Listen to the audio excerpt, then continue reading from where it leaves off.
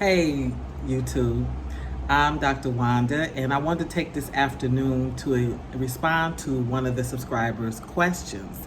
His name is Setoo, and he left me a question where he said, Dr. Wanda, why don't you apply for a teaching position in Ghana? And he also noted that he thought I would find it to be a pretty good experience. So, first of all, let me explain that I am a 32-year educator. I've been an educator for 32 years of my life. I've taught every level: preschool, grammar school, high school. I'm currently a college professor for Concordia University in Chicago, Illinois. Okay. I am a underemployed professor. That's why I have the flexibility to do some traveling. And I came to even have interest in the continent as a result of really being downsized and forced into poverty. So I am one of the PhDs on welfare. I'm a PhD that pretty much, like many other adjunct professors or non-tenured professors, got thrown into poverty by corporate America, basically putting its nails deep into higher learning. So for some years, I was on the academic platform fighting on behalf of working academics and trying to get resources and more classes and allow us to be able to make a living wage. And it was a company called Brave New Films who did a mini documentary on me. They ended up interviewing me because I was very vocal, I was very honest, and where people were trying to hide the fact that they had fallen into poverty, because when you hear the word professor, there's an assumption that you make money, that you somehow are well taken care of, you're set off, that you have great assets, and that's not necessarily true. So they contacted me and they asked me would I do, would I sit for an interview? And I said, absolutely. I'm going to tell on corporate America until I die. I'm going to always tell the truth about the horrors that they've brought to people who really have invested their lives in playing fair, meaning that they went to school, that they stayed out of the criminal justice system, that they haven't burdened the courts with all these, what would be considered, out of wedlock babies, or, it's just a bunch of stuff that if you're focused on learning, if you're focused on teaching, you can't do it, and they don't fit in the same space.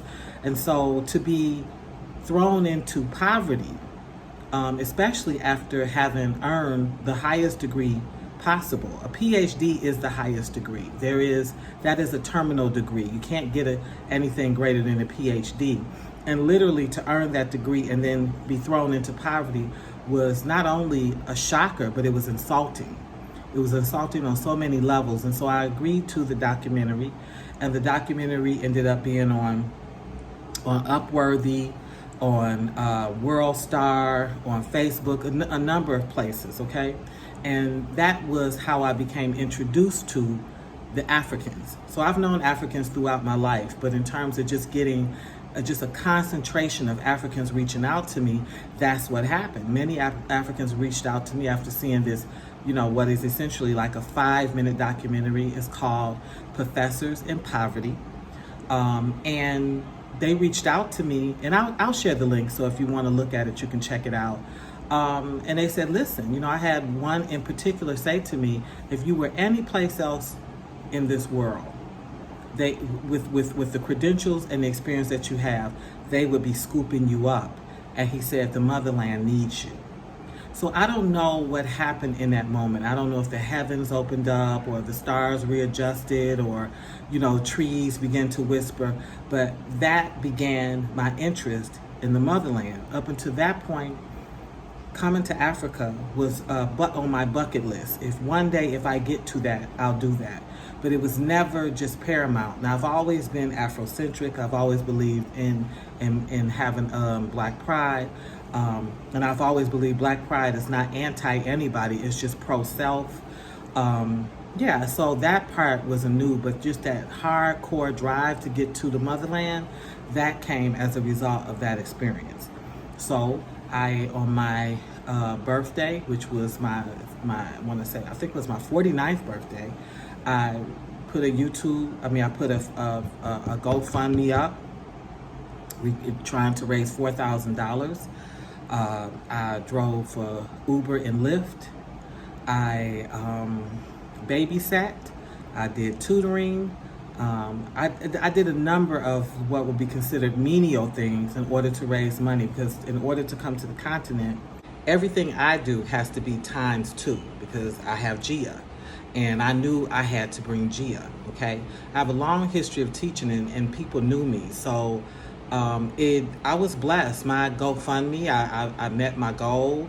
Again, I drove as a taxi. I drove Lyft and Uber until I had enough, extra money because I didn't know what to expect coming to Africa. I approached the university and I asked for, I asked to be because it offers missions. So I asked to be a chaperone. They said no. I asked if they would cover it and allow me to be do an exchange where I teach over in an African nation and that professor can come and teach at the university. They said no. And listen, these are all programs that they do, but they told me no. So I said, hey, listen, what will you do for me as a professor there? And so what they offered me was a quid pro quo. They said we can set up where one of the places that we have affiliation will offer you housing and food, but you have to get there. And so I was able to start out my African journey in South Africa in a village that's known as Mabola to the Africans, but the whites call it Dirkistorp.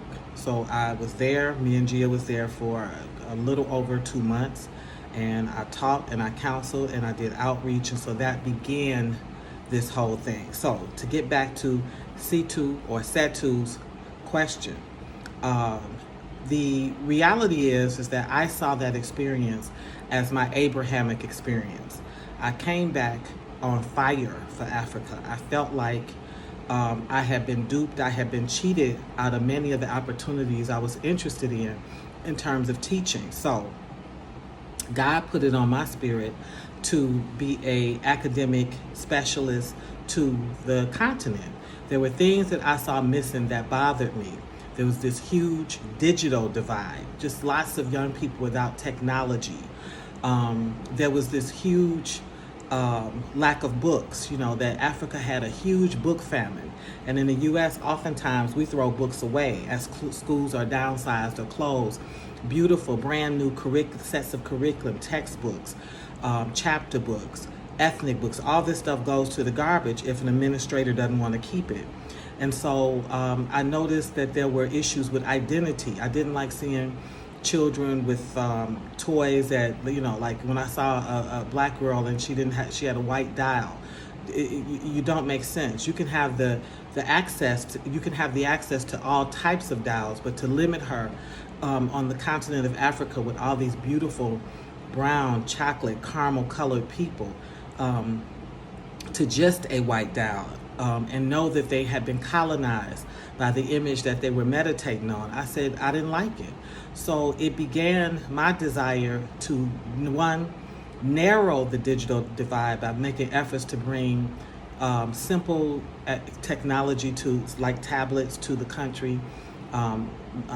Looking at those cell phones, how tiny the little Nokias was, and knowing that a lot of times we upgrade and get rid of collecting phones, bringing quality, even though they may be outdated, smartphones, definitely closing that digital divide, definitely, upgrading technology, but most importantly, getting books, and books. So I have no money, but the Lord had me so rich because I have a very strong teaching history.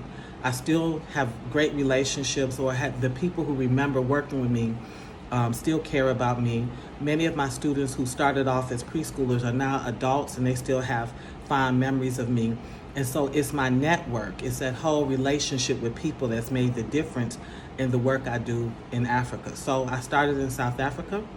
The work I did in South Africa, someone in Uganda saw me and asked would I come there, and I spent 68 days in Uganda, once again, Gia and I, and we did everything from bring books to help with learning aids, to get money to keep the tuition in the school open, to just the whole anything surrounding education, outreach, academics. I'm always down for it. That work drew the attention of the Tanzania, and so I've had a long history of not only helping them with everything from solar panels to books to technology, and the same is true for Uganda.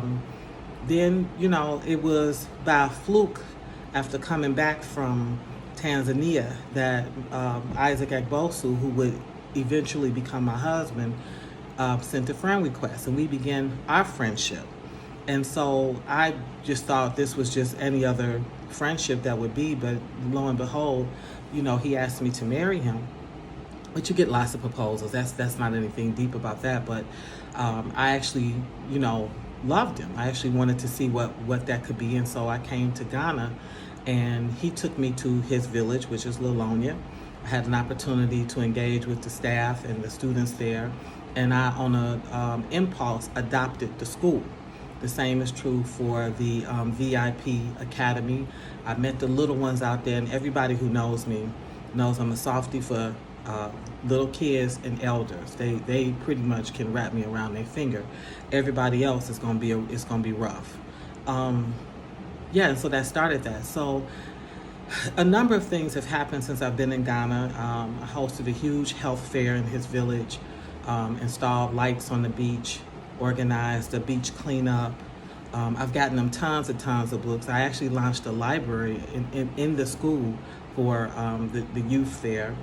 The work has been plentiful, and so it wasn't just limited to Lilonia. I ended up going to Kumasi 3 times, 1, to support an orphanage out there, 2, to actually speak on behalf of the up-and-coming youth who are seeking employment and trying to find out about job opportunities and best ways to use all their skill sets. I've worked with both a school for the deaf, a school for the blind. The work has been plentiful. So when I think about being anchored to any one school, being forced to check in at a particular time, taking on the load of a classroom, I get excited about it, and then I say no. I've had at different times thought about actually being an administrator in Ghana, and even recently with one of my friends, he told me that a particular administrator that I knew, who I was donating some science supplies to, had left. And I said, tell them I'm interested, and my credentials are so intense because I'm a professional student, and then I have a huge background in both teaching and outreach. Sometimes it works against me. People see the PhD, they expect the ego. They see all the experience, they worry that I may take their jobs, and those type of things are very, very sensitive here in Ghana. Ghanaians are for Ghanaians, and I'm not mad at them. I'm really not mad at them, but I'm also not about to get in that battle or that fight, or I'm not about to audition or prove myself. I'm not going to do any of that. So sometimes I think I just need to leave it alone. Every single day I'm teaching, and every single day I'm being taught. And so I let the work be the teaching. Wherever God places me, I do the work. Where I can assist, I assist. So now I'm here in Pone. The kids here have benefited from skates and scooters and black baby dolls, but they also have me in the process of shipping books to salvage a library that was built that has no books in it. So the work is God's work. The work is the assignment that He gives me at that time. And so when the assignment is up, I move on. Okay, I move to the next assignment.